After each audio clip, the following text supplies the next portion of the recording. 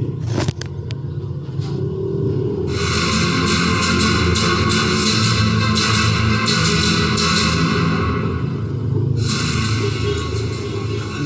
sa Biblia ang lahat ng mangyayaring totoong mangyayari.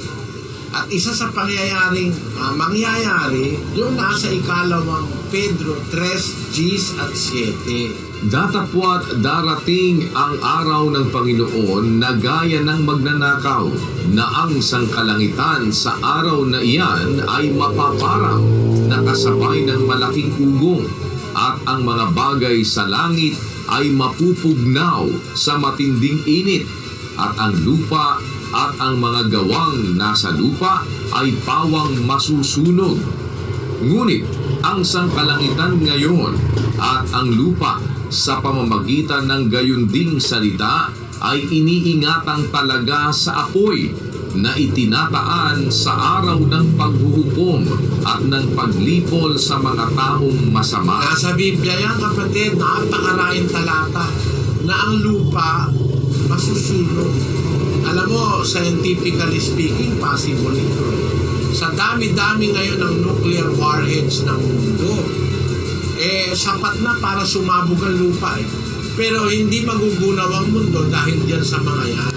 Kundi, ayon sa Biblia, ang magko-contribute sa pagkagunaw ng mundo, yung pagkasira mismo ng atmosphere at saka yung ating space that surrounds the earth, yung tinatawag na langit, yung firmament. Sabi sa Gs, darating ang araw ng Panginoon gaya ng magnanakaw, na ang sangkalangitan sa araw na yan papaparang kasabay ng malaking ugong.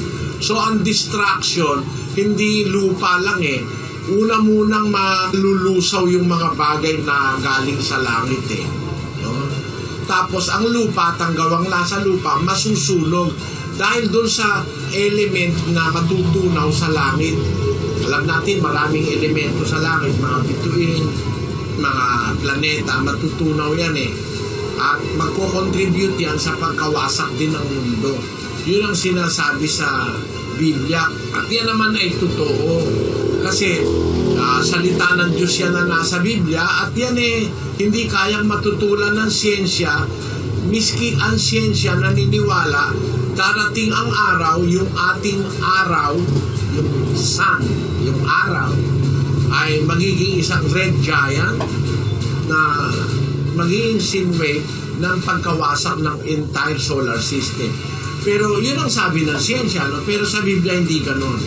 Ang sa Biblia, yung nasa mga bagay na nasa langit, mapupugnaw yan sa matinding init. Pag napugnaw yan, ang lupa masunod.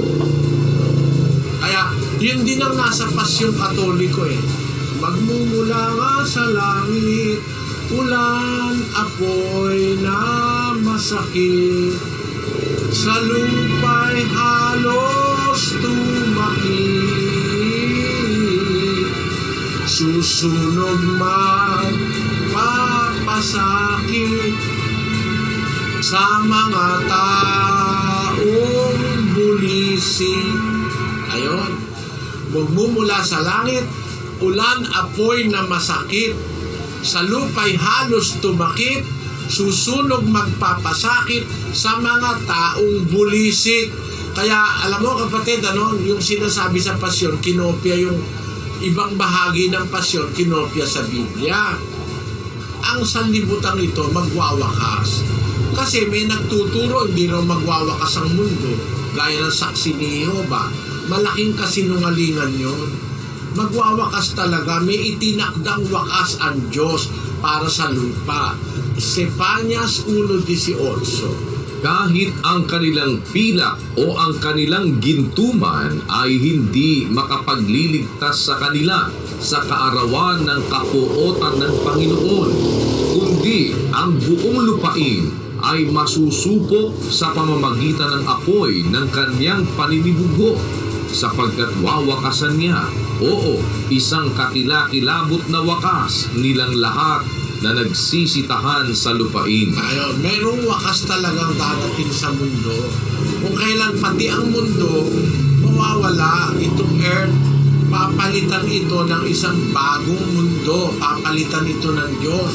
21:1 ng Apokalipsis.